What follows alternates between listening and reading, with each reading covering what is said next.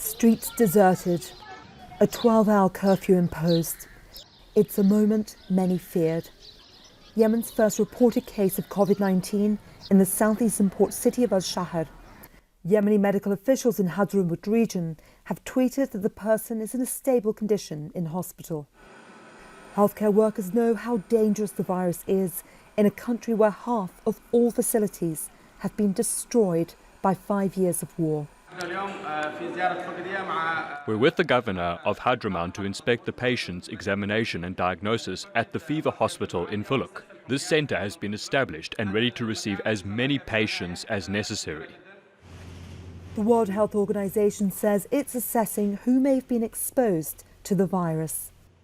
And the charity Save the Children says there are 700 intensive care unit beds, including 60 for children and 500 ventilators, for a population of about 30 million people.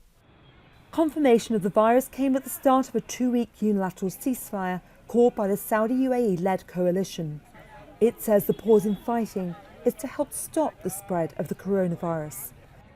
But a Houthi spokesman told Al Jazeera they consider the ceasefire announcement a media and political stunt and want a comprehensive UN-led deal.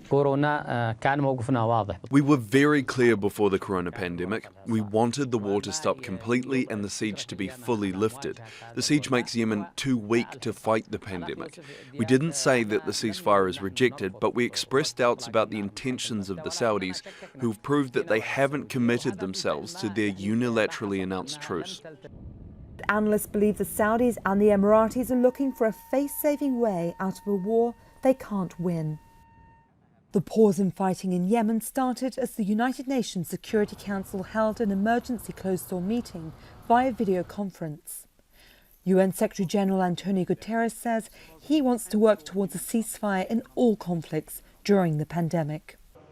Many fear in a country where millions face famine and lack access to clean water, it's impossible to follow simple rules to prevent the spread of the infection. Laura Burden-Manley, Al Jazeera.